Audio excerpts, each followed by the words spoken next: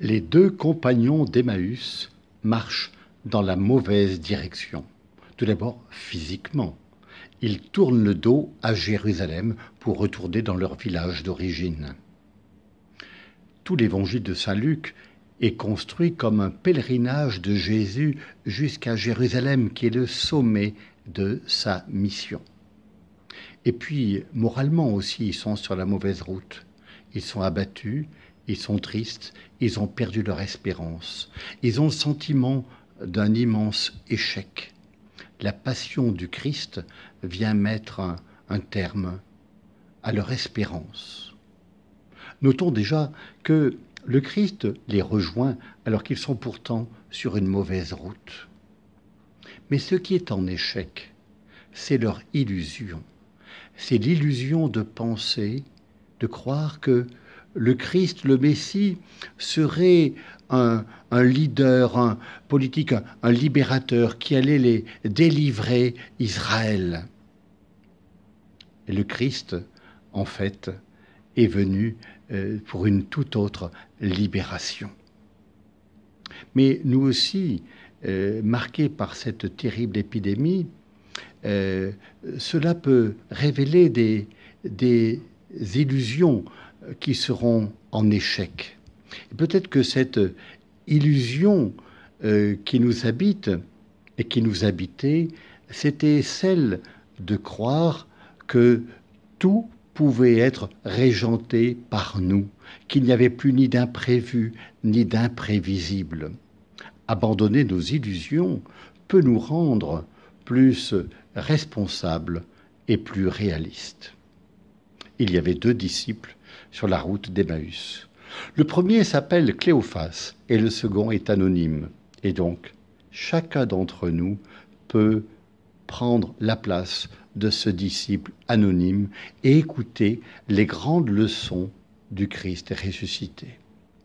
La première, c'est que le Christ leur explique dans toutes les Écritures ce qui le concernait. Oh, on aimerait bien avoir la vidéo de ce que le Christ a pu leur dire. Mais nous avons quand même l'essentiel.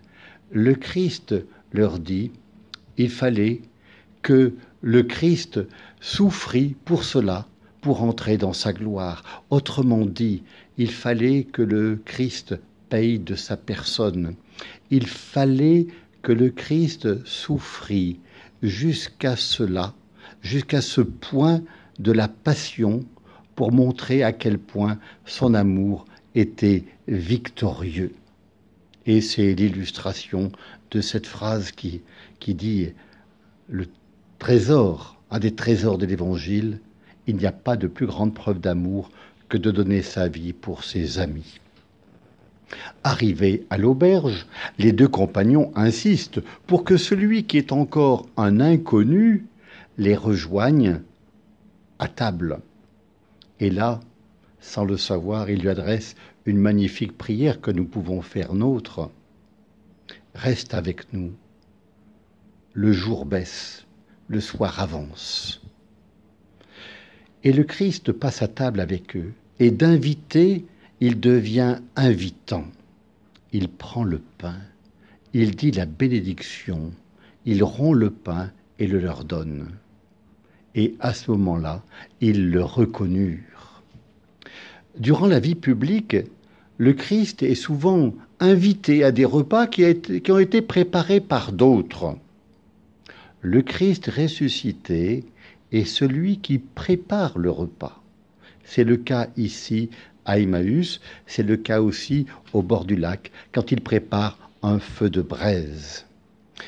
La fraction du pain est le premier nom de l'Eucharistie. L'Eucharistie est évidemment inséparable de la passion du Seigneur. Pour comprendre, pour accueillir dans la foi le Christ ressuscité, il faut garder mémoire de son amour qui s'est donné, qui s'est partagé jusqu'au bout. Le Christ ne reproche pas aux disciples d'Emmaüs de ne pas le reconnaître. Ce qu'il leur reproche, c'est d'avoir un cœur lent à croire.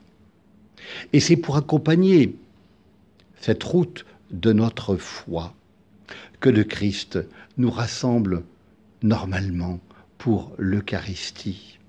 Au cours de cette Eucharistie, le Seigneur nous donne le sens des Écritures, il nous adresse sa parole, il entre en communication avec nous pour nous redire toute la fidélité de Dieu.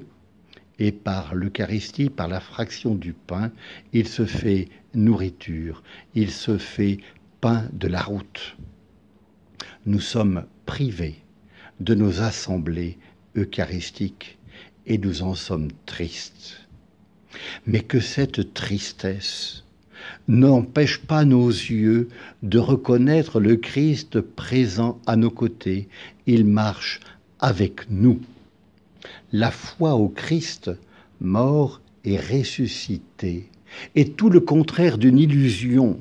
Au contraire, elle nous introduit dans la vérité de Dieu, qui, en son Fils, se fait proche de chaque personne humaine qui est dans l'épreuve et dans la souffrance, car il vient toujours ouvrir un chemin de vie.